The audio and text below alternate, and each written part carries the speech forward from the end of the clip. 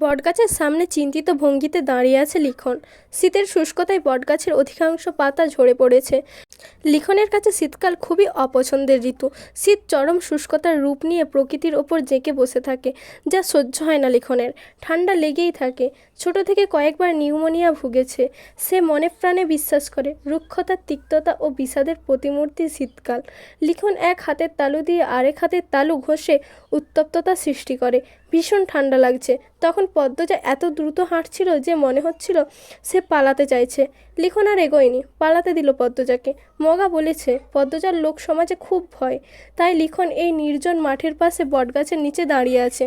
পদ্মজা এ পথ দিয়েই বাড়ি ফিরবে, তখন যদি একটু কথা বলা যায়। পদ্মজা জড়সড় হয়ে হাঁটছে, ভয়ে ঠোঁট শুকিয়ে কাঠ, বারবার জিহা দিয়ে ঠোঁট ভিজিয়ে নিচ্ছে।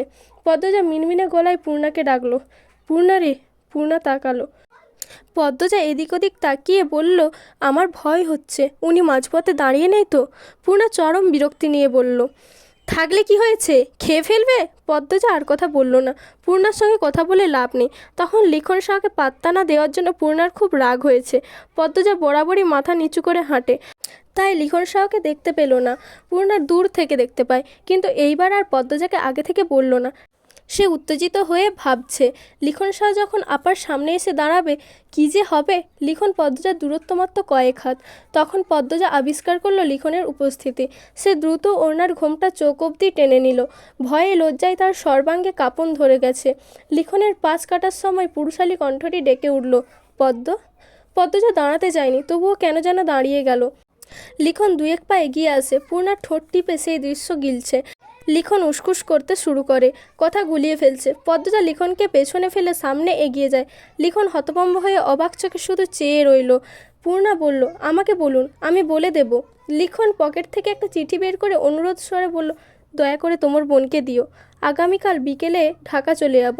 পূর্ণা হাসি মুখে চিঠিটা হাতে নিয়ে বলল, আপা আপনার আগের চিঠিটা প্রতিদিন পড়ে। কথাটি শুনে লিখনের ঠোঁটে হাসি ফুটে ওঠে। পূর্ণা চিঠি নিয়ে দৌড়ে ছুটে যায় পদ্মজার দিকে। লিখন আর পিছু নিল না। পূর্ণা আসতেই পদ্মজা ধমকে উঠল, কি বলছিলি এত? কেউ দেখলে কি হতো? তুই আমার কথা কেন ভাবছিস না? পদ্মজার কাঁদো কাঁদো স্বরে পূর্ণা চুপসে গেল। সত্যি কি সে বেশি করে ফেলেছে? পূর্ণা আশেপাশে তাকিয়ে দেখে কেউ আছে নাকি। সত্যি কেউ দেখে থাকলে কেলেঙ্কারি হয়ে যাবে। পূর্ণা চোখ নামিয়ে চুপচাপ হেঁটে বাড়ি চলে যায়। হঠাৎ সৃষ্টি আতঙ্কের কারণে চিঠির কথা পদ্মজাকে বলা হয়ে ওঠেনি। গধূলি বিকেল হেমলতা পদ্মজাকে ফরমাইশ দেন, পদ্ম, কয়টা টমেটো নিয়ে আয়। আচ্ছা আম্মা। পদ্মজা লাহারি ঘরের ডান দিকে যায়। 2 মাস আগে মোর্শেদ এদিকের ঝোপঝাড়গুলো সাফ করে ছোটোখাটো ক্ষেত করেছেন লাল টকটকে টমেটো। হেমলতা ফোঁস করে নিঃশ্বাস ছাড়লেন।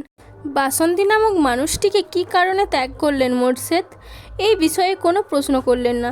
তবু এতটুকু বুঝেছেন, সংসারে তার মন পড়েছে, তার বাইরের ঘর কেটে গেছে, যার ফলস্বরূপ হেমলতাকে খুব সমীহ করে চলেন। তবে হেমলতা জানেন মোর্শেদ পদ্মজাকে নিজের মেয়ে হিসেবে এখনও মেনে নেননি।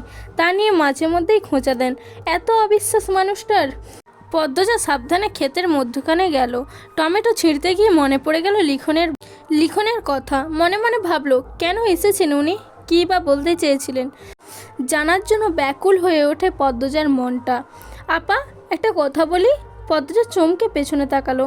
হঠাৎ পূর্ণার আগমনে ভয় পেয়েছে। বুকে ফুঁ দিয়ে বলল, বল, রাগ করবে না তো? পদ্মজা চোখ ছোট ছোট করে তাকান, বলল, করব না। পূর্ণা লিখনের দেওয়া চিঠিটা দেখিয়ে বলল, লিখন ভাইয়ার চিঠি। পদ্মজা ছো মেরে চিঠিটা নিল। তার এহেন ব্যবহারে পূর্ণা অবাক হলো বটে, সেই সঙ্গে মনে মনে খুশিও হলো বোনের আকুলতা দেখে। পদ্মজা দ্রুত চিঠির ভাঁজ খুলল। পূর্ণা বাড়ির দিকে তাকিয়ে দেখছে কেউ আসছে নাকি। পদ্মজা পড়া শুরু করলো।